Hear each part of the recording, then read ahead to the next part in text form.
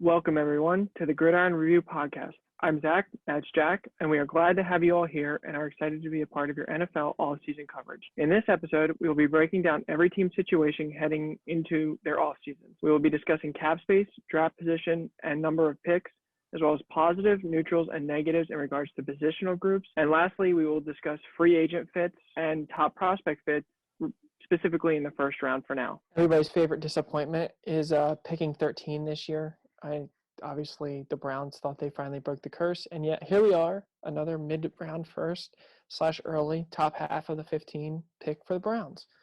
Good news is they're not nearly as bad in the cap as I thought they would be when I was going through this. They're actually 12th in the league, and they have $26.3 million to work with. Their key free agents, Davian Clowney, Anthony Walker played an important role due to injuries, and Chris Hubbard, one of their linemen. The only thing with their draft is they have an extra fourth. Everything else is just their own pick, I believe, or at least only one in each round. Anyway, and there's Cleveland, there's their running backs, 1 and 2, maybe the best 2 in the league. And then even beyond that, they have depth with Demetric Felton, and I think Dearness Johnson is an RFA, so they have a lot going for them. Their tight ends, Austin Hooper and Harrison Bryant, you probably had a third with Njoku most likely gone, and you can do that in the 5th round, the 6th round. It's really not. Hooper and Bryant are a good one too. Their offensive line is probably a top 2 line in the league, and their defensive backs are very strong, injuries withheld.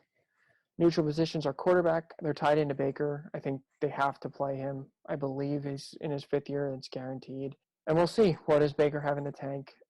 If his surgeries go well, maybe he's better than he was last year because last year was horrible. But even if it's not Baker, Case Keenum's a better backup in the league, or one of the better backups. And maybe they go and trade for someone like Gardner Minshew. It's yet to be seen. Their defensive line, because everyone besides Myles Garrett is either a free agent or just not that good. They need to get the serious pass rushing mate with Myles Garrett, because Clowney didn't cut it, Tack McKinley didn't cut it. You just got to load up and do the right thing and make a very good duo pass rushers with Garrett. And their linebackers are neutral. They have a lot of young guys. Their linebacker room is very young with unprovens, but we think someone between Taki, Mac Wilson, Jacob Phillips, and there's probably a couple others that I'm blanking on. They step up. They probably could add another body to the room. However, it's not like pressing need. We have their only needs to be addressed position as wide receiver. Jarvis Landry is a fine slot receiver. Donovan Peoples-Jones may be ascending. Anthony Schwartz has speed, but he didn't show much else. It's funny. They're missing an OBJ level talent. That's not OBJ. They need someone else, someone to be the number one, even in a rushing offense. I think they need to change their philosophy a little bit, but that's not what we're talking about here. As far as free agent fits, Chandler Jones, I mean, you forget everything else. You go get the proven elite pass rusher to pair with Myles Garrett. He's a veteran presence. He's had many sacks in his career. He underratedly could end up higher on the list for all-time sacks than you think. And we also think they get a veteran DT that can rush the passer like Ndamukong Suh, as well as Calais Campbell, Campbell, I remember hearing you talking about the future, so maybe he retires. But if he doesn't, we could see the Browns bringing him in on a 1-year deal, most likely. As far as draft fits goes, Treylon Burks just seems like the fit here. He's big, he's fast. He can develop route running, although we don't know. We haven't done enough film study yet. But Jarvis Landry's a good route runner. It's a good guy for anyone to learn from. However, the biggest name to us seems to be, this is where Jordan Davis could go.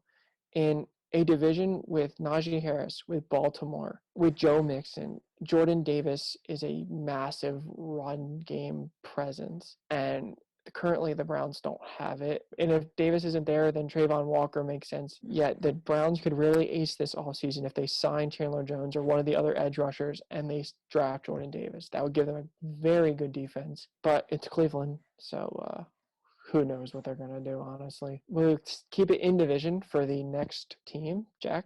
Pick 14 belongs to the Baltimore Ravens. This is a team with about $10 million in cap, ranking 18th in the league. Key free agents include Calais Campbell, as Zach just mentioned, their big run stuff for Brandon Williams, their running back room from the replacements, Latavius Murray and Devontae Freeman, and Patrick Ricard, who, to Zach's point, is the only team who losing a fullback means anything to.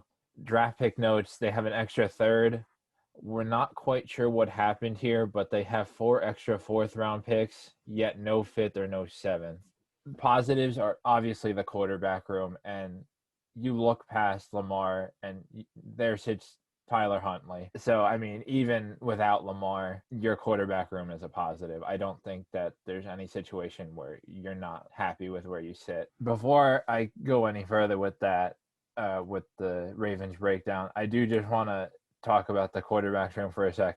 I read a report saying Lamar Jackson wants $40 million or north of $40 million in his next contract. And Zach and I had an extended conversation about the Ravens quarterback room the other night. And Lamar, given the Greg Roman offense, where having a receiver is about as useful as David Johnson was on the Texans, do you let Lamar go? And obviously Huntley isn't what Lamar Jackson is, but he's probably the closest thing that's in this league right now to the elusiveness that Lamar Jackson is. I mean, you watched Huntley command the offense as if it was his own team. And I mean, I feel like we saw Huntley throw the ball a little more than we typically do with Lamar. And I mean, you watch the Green Bay game, and obviously the throws aren't perfect, but you're talking about an undrafted kid out of Utah coming in and, I mean, almost bringing this team to the playoffs without superstar quarterback Lamar Jackson. With a team that relies, it seems, so heavily on defense, and that's not just this year. I feel like the Ravens defense have been their strong suit for as long as I can remember. Are you willing to give up your defensive pieces to go sign Lamar Jackson to a $45 million contract a year? Probably not. Personally, if I'm John Harbaugh, I'm listening to offers. I know I got Huntley there. I take another backup either in the draft or in free agency. And I get that a lot of people think that's a hot take, but the fact that Greg Roman was kept over Wink Martindale, it makes you think that they like what Roman is doing. And to the outside eye, it's like, you're not throwing the ball, you're predictable. And yeah, maybe you are, but they still seem to be winning games doing that. So I mean, again, it's a hot take, but maybe it's something that happens. I just don't think the Ravens are a team that can afford to be paying a quarterback $45 million and just letting arguably the best backup in the league sit on the bench. And before I get back into the breakdown, Zach, you want to jump in here and say anything about that? Yeah, just real quick, we don't know the truth about what Lamar's wanting. If it is over 40, that's insane. But one thing that, like Jack said, the Ravens need Lamar or Tyler Huntley, and Lamar works best in this kind of offense. However, it also has hindered his development as a thrower, and I feel like that's pretty clear. Like, you go draft Rashad Bateman, and he just doesn't throw enough to build chemistry. It doesn't feel like. That's why he's latched on to Hollywood Brown and Mark Andrews specifically. Granted, Mark Andrews is really good. Brown is not. But that's not the point. It's just like Lamar, if he developed his throwing, could be the greatest quarterback of all time. Hypothetically speaking, athletic, if he was a good thrower, if he threw the ball, even you could say Mahomes, but Mahomes is one of the best throwers. I'm trying to think of an average quarterback. Anyway, not the point.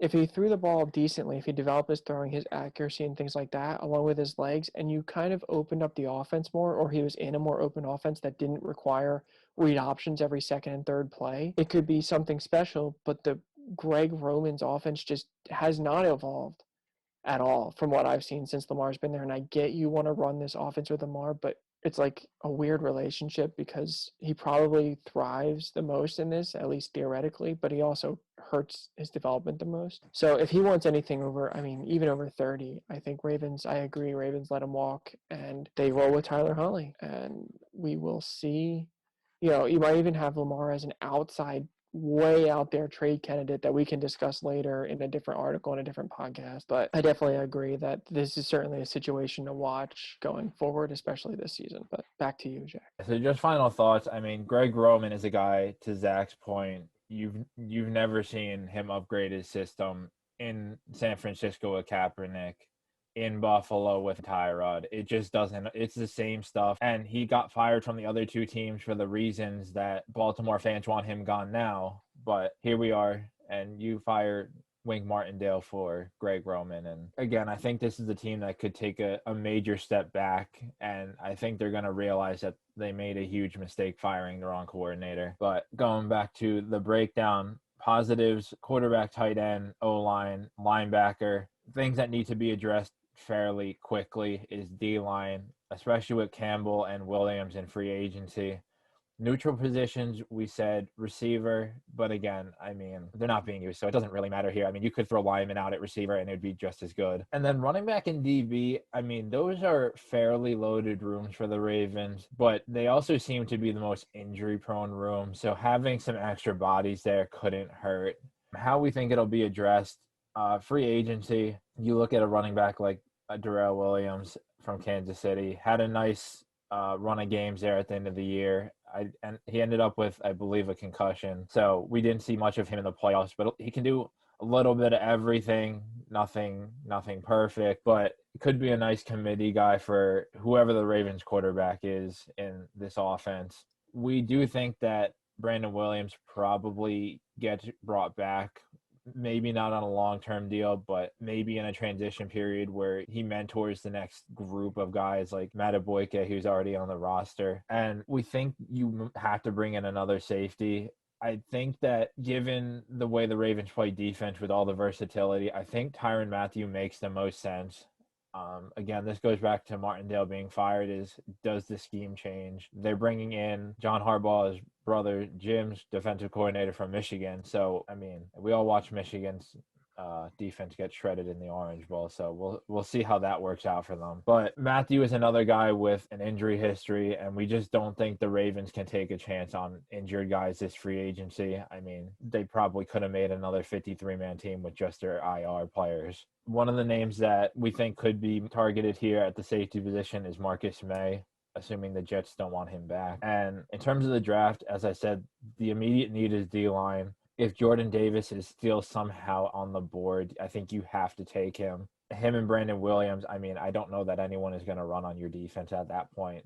If he's not there, I heard Devontae Wyatt had a nice week at the Senior Bowl. I guess it's going to depend on how he tests. A more so hypothetical is George Karlaftis out of Purdue. If he's sitting here, I think that's an immediate fit for them.